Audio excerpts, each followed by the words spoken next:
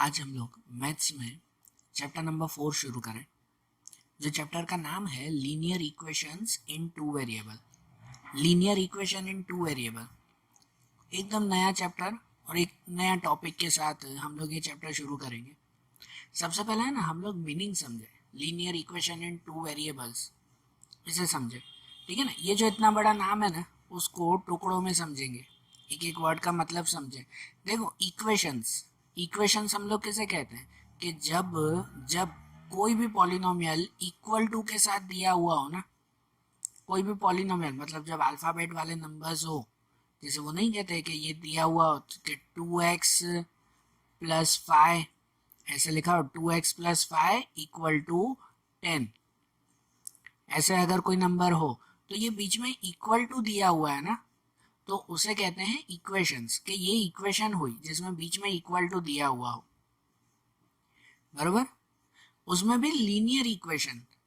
तो लीनियर मतलब क्या, आपने आगे पॉलिनोमियल वाला चैप्टर पढ़ा ना, उस पॉलिनोमियल वाले चैप्टर्स में पॉलिनोमियल के 3 टाइप्स थे, लीनियर पॉलिनोमियल, क्वाड्रेटिक पॉलिनोमियल और क्यूबिक पॉलिनोमियल। याद आ रहा है कुछ? तो उसमें लीनियर का मतलब क्या होता था?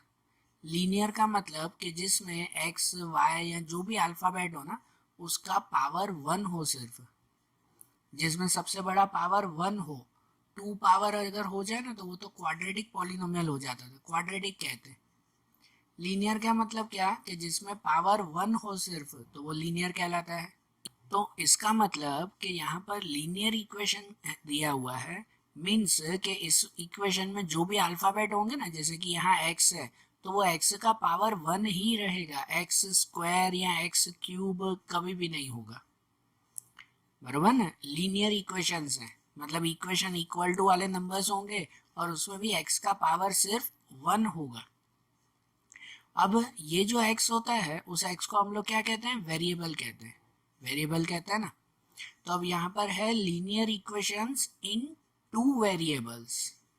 टू वेरिएबल्स, इसका मतलब कि ऐसी इक्वेशन जिसमें 2 वेरिएबल आते हो, जैसे इसमें एक्स है सिर्फ, ये सिर्फ एक्स मतलब ये 1 वेरिएबल हुआ, एक ही वेरिएबल हुआ ये।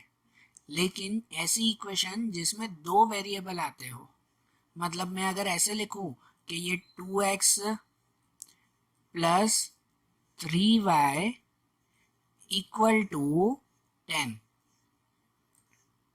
तो देखो ये इक्वल टू दिया हुआ है, मतलब ये इक्वेशन है। ये 2 वेरिएबल्स है, 2 वेरिएबल्स मतलब इसमें x और y, ये 2 वेरिएबल दिए हुए हैं। और लीनियर है, लीनियर का मतलब कि इसमें x या y दोनों पे कोई पावर नहीं, मतलब सिर्फ 1 पावर होगा, एक्स स्क्वायर या वाई स्क्वायर दिया हुआ होगा नहीं। तो ये आपका कंप्लीट कहलाया linear equation in two variable. Linear equation है और उसमें 2 वेरिएबल्स है, एक्स और वाई है, बरोबर ना। तो linear equation in two variable ऐसे कंप्लीट कहलाता है। आपको इस पूरे चैप्टर में ऐसी इक्वेशंस दी गई होगी जिसमें 2 वेरिएबल होंगे, एक्स और वाई, बरोबर ना। इसे क्लियरली ऐसे लिखते हैं कि जैसे अगर ये इक्वेशन हो 3x plus 4y plus 9 equal to 0, ये कहलाई perfect linear equation in two variable. देखो इसमें 2 वेरिएबल है ना, x और y, इक्वेशन है मतलब इक्वल टू की साइन भी दी गई है, और लीनियर है, x और y पे कोई स्क्वायर या क्यूब नहीं दिया हुआ है, ठीक है ना। ये linear equation in two variables हुए। हमें इस चैप्टर में ऐसी इक्वेशंस बनानी है, या तो दी गई होगी और उस पर से x और y की वैल्यू ढूंढनी है। आपको अभी तक हमेशा कैसे आता था, सेकंड चैप्टर जैसे पॉलिनोमियल भी किया था, तो उसमें वेरिएबल x दिया हुआ होता था ना, तो x की वैल्यू फाइंड करते थे आप, x की वैल्यू ढूंढते थे। इसमें 2 वेरिएबल्स है, तो इसमें x और y दोनों की वैल्यू इसमें फाइंड करनी है। और वो दोनों की वैल्यू कैसे फाइंड करेंगे? तो वो दोनों की वैल्यू हम लोग ग्राफिकल मेथड से इसमें फाइंड करेंगे। कौन सी मेथड से? ग्राफिकल मेथड, ग्राफ के थ्रू हम लोग फाइंड करेंगे इसमें, ठीक है ना। तो इस चैप्टर में भी ग्राफ की जरूर है, आपके थर्ड चैप्टर में जैसे ग्राफ किया था वैसे ही फोर्थ चैप्टर में भी करना है, ध्यान रखना। अब इसका जनरल फॉर्म अगर देखें, मतलब जनरल फॉर्म का मतलब कि कोई भी linear equation in two variables होंगे ना, कोई भी ऐसी इक्वेशन होगी ना, तो उसको जनरली ऐसे लिखा जाता है, जिसमें a x plus b y plus c equal to 0। इसका मतलब क्या कि उसमें x के साथ का जो कोएफिशिएंट होगा ना, x के साथ का कोएफिशिएंट, कोएफिशिएंट मतलब उसके साथ वाला नंबर, तो x के साथ वाला नंबर हमेशा a कहलाएगा, y के साथ वाला नंबर वो क्या कहलाएगा, b कहलाएगा, और जो अकेला नंबर होगा ना उसे कांस्टेंट नंबर कहते हैं, उसे हम लोग क्या कहेंगे, c कहेंगे। जैसे ये linear equation in two variable दी गई है ना, तो इसमें आपको कहे कि इसमें a की वैल्यू कौन सी, तो x के साथ जो नंबर दिया हुआ है ना उसे a कहेंगे, a की वैल्यू ये रही 3।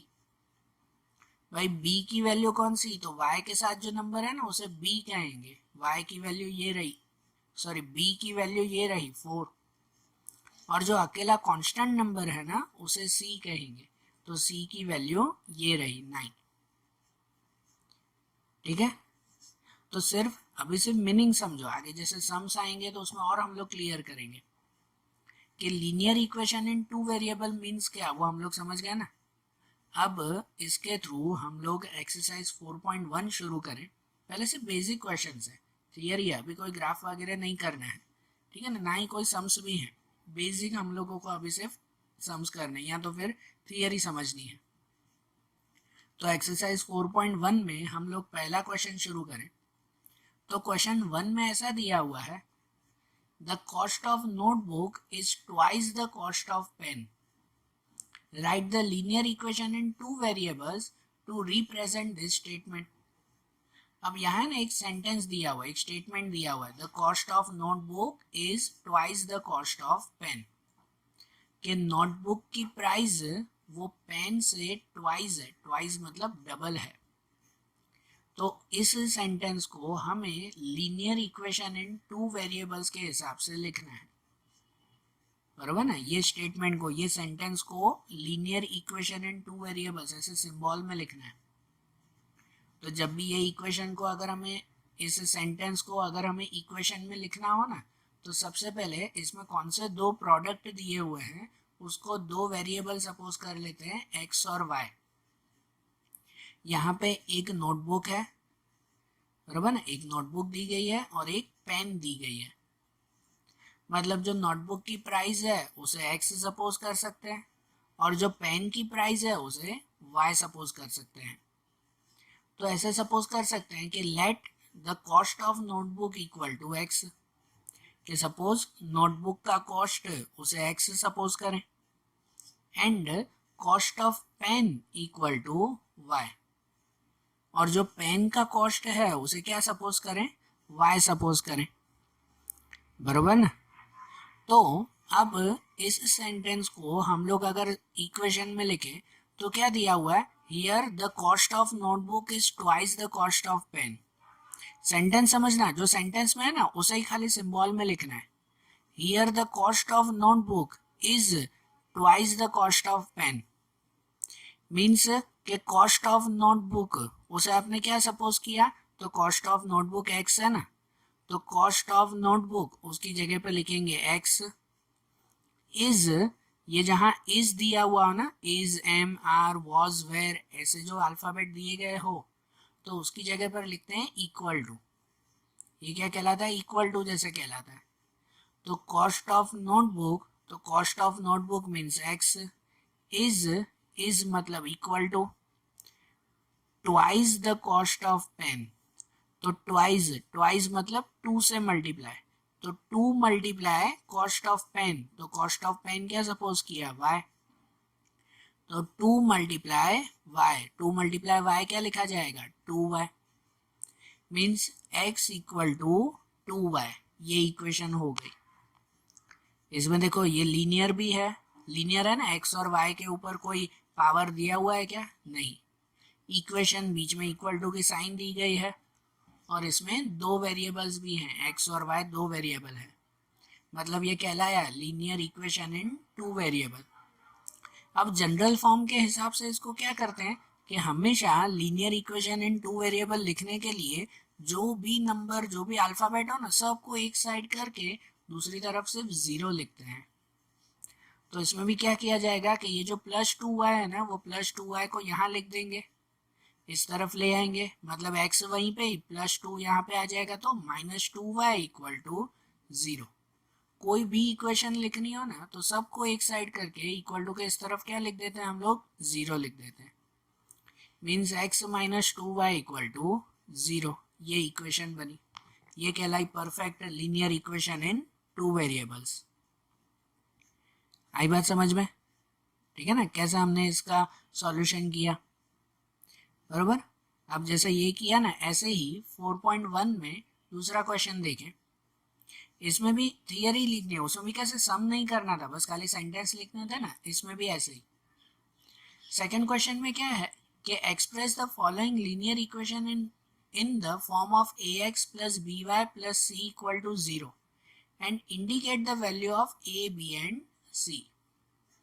मतलब है ना, आपको अब सब क्वेश्चन में लीनियर इक्वेशंस बनी हुई है, आपको उसे जनरल फॉर्म में लिखना है, ax + by + c ऐसे फॉर्म में लिखना है, और ये इसमें लिखकर उसके बाद उसमें a, b और c की वैल्यू बतानी है। वो लिखकर फिर a, b, c की वैल्यू हमें पता करनी है।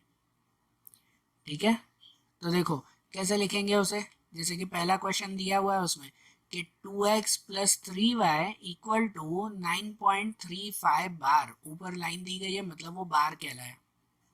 बार का मतलब वो कहते हैं ना कि जिसमें ये 5 5 5 5 रिपीट होता हो।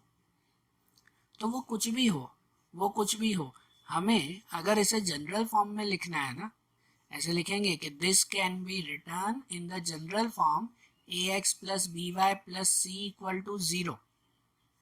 ये जनरल फॉर्म है। तो जनरल फॉर्म के हिसाब से क्या होता है पता है, सब एक तरफ कर दो, इक्वल टू के इस तरफ सिर्फ क्या होना चाहिए, 0 होना चाहिए, बराबर ना। सब सेम साइड पे करके इस साइड सिर्फ 0।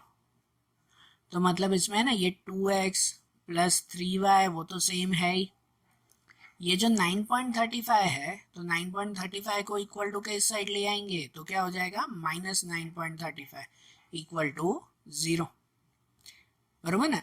ये आपका नॉर्मल जनरल फॉर्म में हो गया।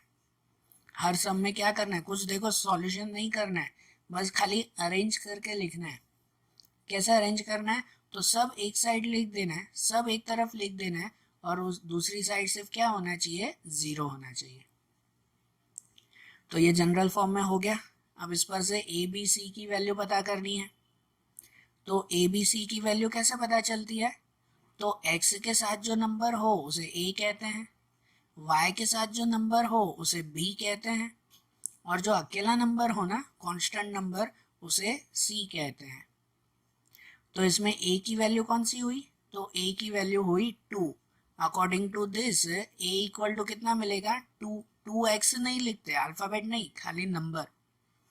a की वैल्यू ये 2 हुई, b की वैल्यू कितनी हुई इसमें से, ये 3 है ना, b की वैल्यू 3, और c की वैल्यू कितनी हुई, 9.35, मतलब 35 बार। और इसमें अगर आगे माइनस दिया हो ना, तो माइनस लगाते हैं। प्लस हो तो प्लस की साइन लगाने की जरूरत नहीं होती आगे, लेकिन अगर -9.35 बार दिया हुआ है तो माइनस में ही लिखेंगे। मतलब c की वैल्यू कितनी होगी इसमें, -9.35 बार। ये c की वैल्यू 1 है, ये भी सिंपल, बरोबर ना। कोई सॉल्यूशन नहीं करना है, क्या करना है, पहले उसे जनरल फॉर्म में लिख देना है।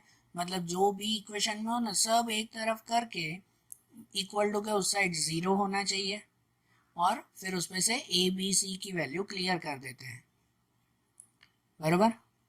तो जैसे पहला किया ऐसे ही दूसरा क्वेश्चन यहाँ दूसरा क्वेश्चन है x - y/5 - 10 = 0, ऐसे क्वेश्चन दिया हुआ है। अब यहाँ तो देखो = 0, मतलब ये तो जनरल फॉर्म में दिया हुआ ही है। जनरल फॉर्म जनरली वही कहलाया कि जिसमें सब एक तरफ और यहाँ = 0 हो, तो ये तो दिया हुआ ही है, बरोबर। मतलब उसे अगर लिखना हो ना, this can be written in a general form ax + by + c = 0 as this, मतलब वो तो बरोबर ही लिखा हुआ है। x minus y upon 5 minus 10 equal to 0, ये बरोबर ही लिखा हुआ है इसमें। सो अकॉर्डिंग टू दिस, इसमें से अगर ए बी सी की वैल्यू ढूंढनी हो तो ए की वैल्यू कौन सी होती है, जो x के साथ हो वो ए की वैल्यू। तो यहाँ x के साथ कुछ है कुछ x के साथ नहीं है ना, मतलब a की वैल्यू सिर्फ 1 हुई, कुछ ना हो तो क्या लिखते हैं, 1 लिखते हैं, बराबर ना। x के साथ कुछ भी नहीं है मतलब a की वैल्यू 1 कहलाई। अब y के साथ कुछ है, y के साथ b की वैल्यू कौन सी होती है, जो y के साथ हो वो।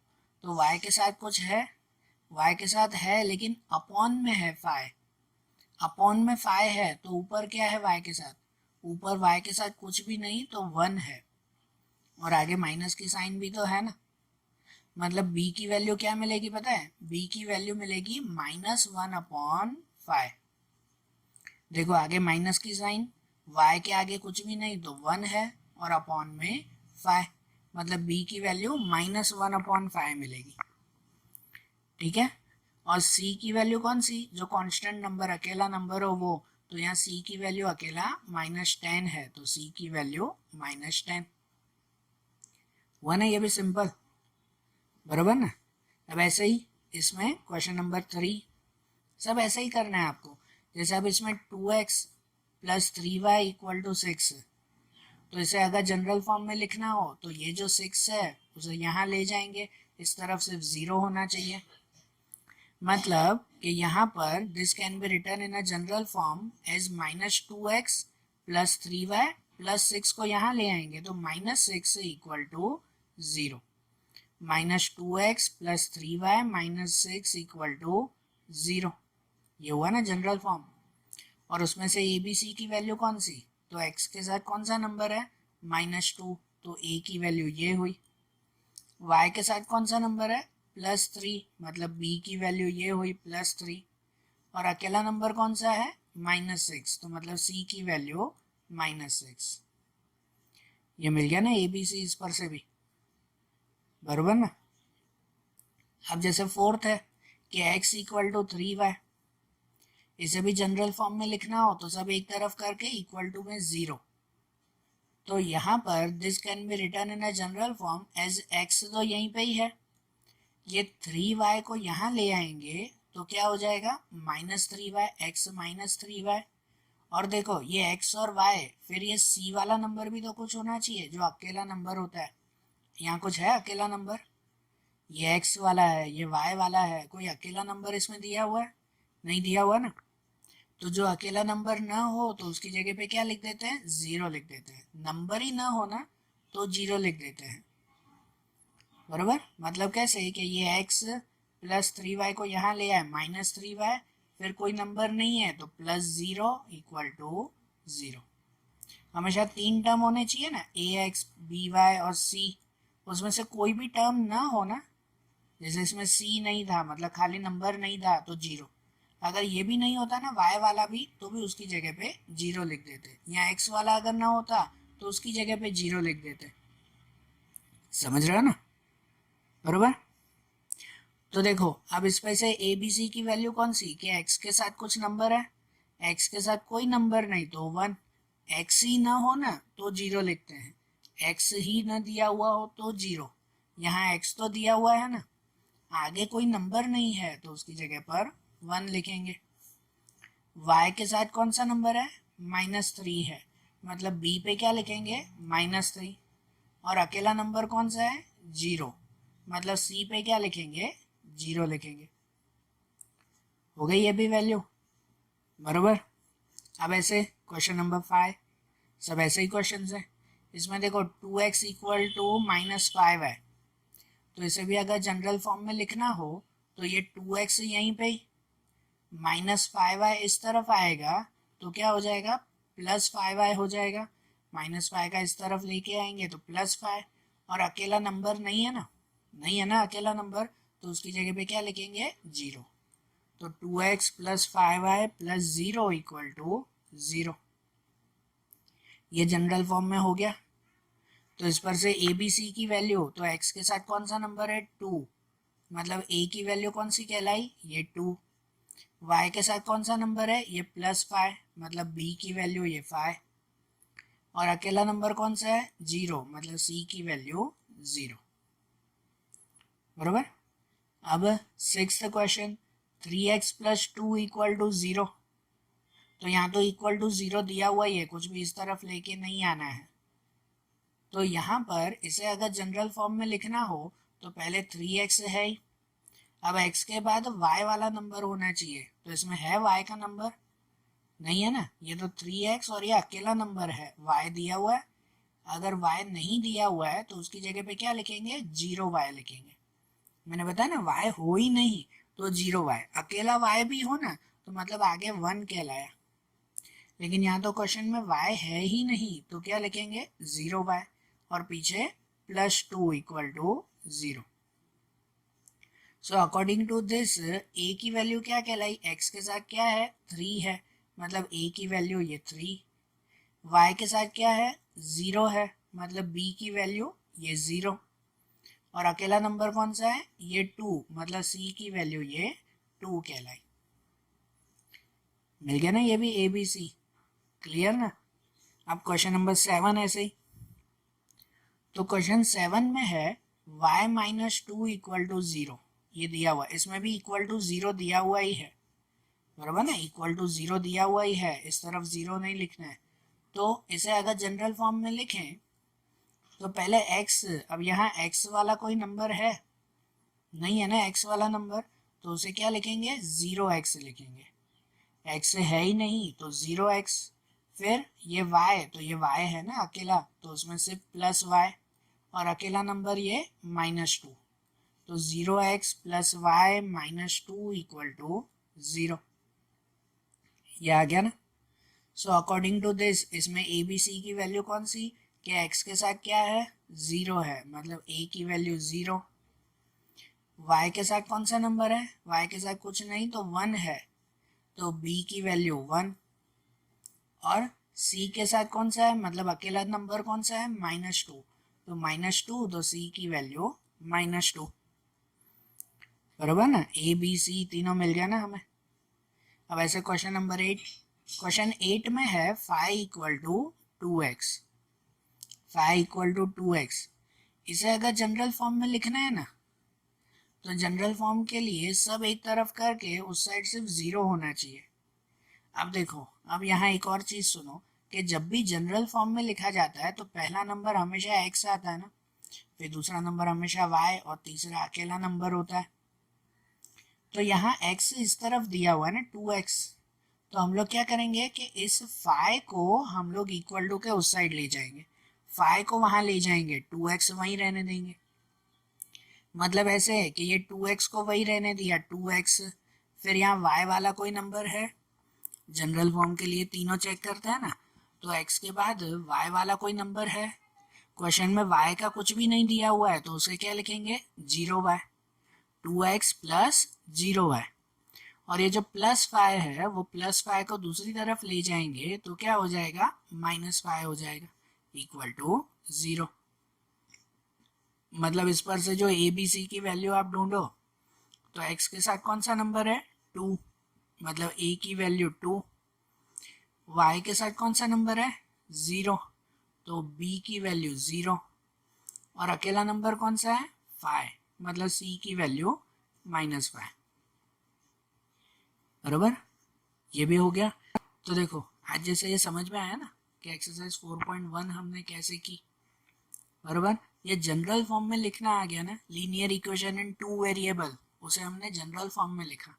अब इसके रिलेटेड जो सम्स है ना, कि जैसे हमें x और y की वैल्यू ढूंढनी है, तो अब वो वैल्यूज कैसे फाइंड करेंगे वो हम लोग अगले वीडियोज में देखेंगे। Okay, thank you.